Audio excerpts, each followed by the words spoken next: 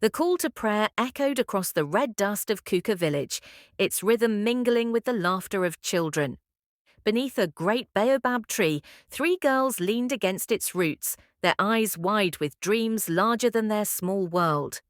Zainab, only 12, hugged her schoolbook tightly to her chest as though it was a treasure map. "One day," she declared with her small but fiery voice, "I will be a teacher. I'll write both of your names on the board, and the whole village will know that girls too can shine." Hawa burst into giggles, her voice light as a flute. "Teacher Zainab, the village star," she teased, clapping her hands. But Safia's smile was quieter and shadowed. "Dream well, Zainab," she murmured, plucking at the edge of her scarf. "Some dreams are not for girls like us." Their laughter filled the air, but not far away, unseen by them, Al-Haji Musa Zainab's father stood with 2 elders discussing her future. In his eyes, she was no longer a girl, but a promise of wealth and honor. Al-Haji Musa was a man of tradition, respected in the village.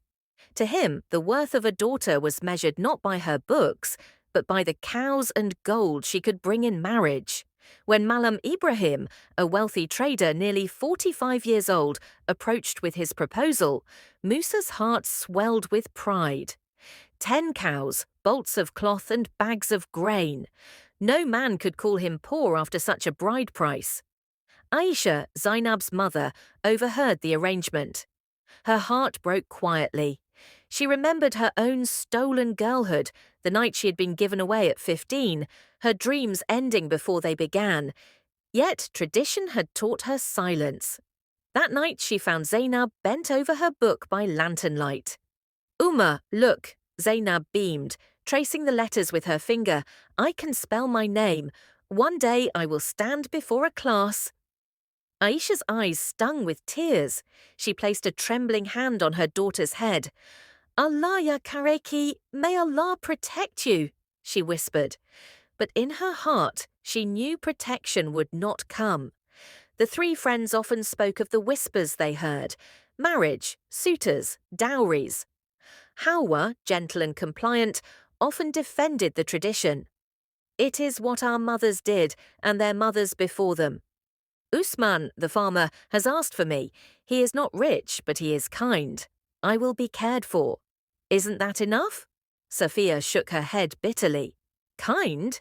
My suitor is Danladi, old enough to be my father.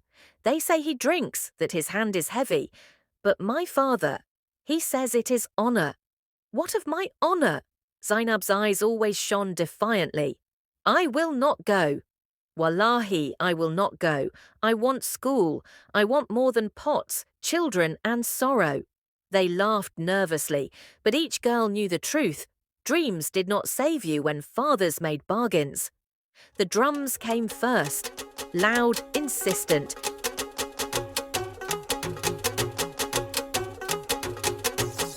Drowning out the sound of a child's heart breaking.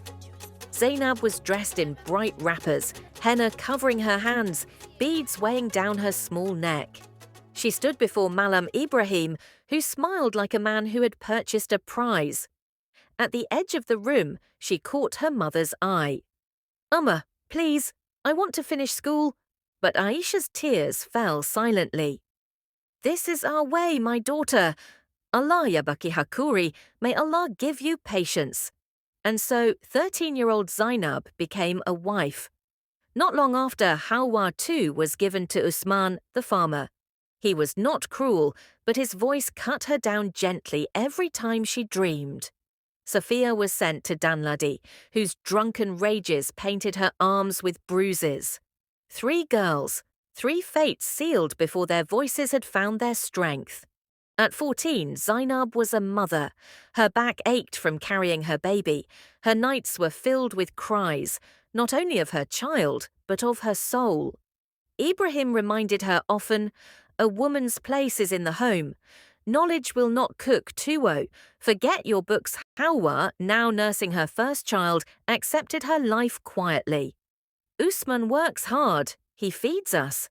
Why should I want more? She often told Zainab, though her eyes sometimes betrayed her words. Safia, however, was fading. Danladi's fists were quicker than his words. She grew thinner, weaker, her spirit shrinking into silence. But Zainab's fire never died. In secret, she attended a free learning class run by Fatima, a widow who knew too well the weight of regret. "Do not let them kill your dream, Zainab," Fatima whispered one evening as they were on their way home. She noticed in burning passion in Zainab and was willing to help. Knowledge is light. Carry it. Every letter Zainab traced was rebellion. Every word she learned was a weapon against the chains wrapped around her. Another childbirth nearly killed her. At the hospital, she met an NGO worker who listened to her story. "Your story is not finished," the woman told her softly. "There are many like you. If you stand, they will see it can be done, but not all could stand." Safia, after years of abuse, fell sick. Her body gave up what her heart had long surrendered.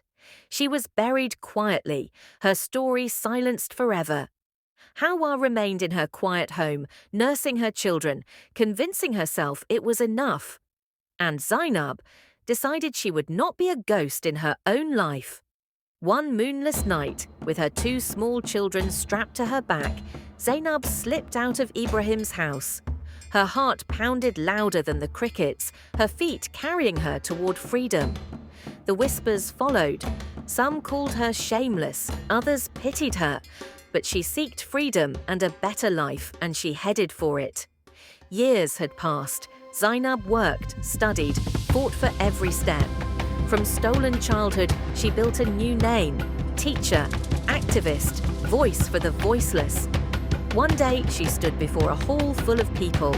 Her children, now older, sat proudly in the front row. Her voice shook, but not with fear. "They stole my childhood," she said, "but they could not steal my voice. Today, I speak for Safia, for Hawa, and for every girl still in chains. Every girl deserves a choice. Every girl deserves a future." The hall erupted in applause. And somewhere, in the laughter of young girls in the hall, Zainab heard the echo of her own laughter, returned, reclaimed, reborn. The girl they silenced became the woman who would not be quiet.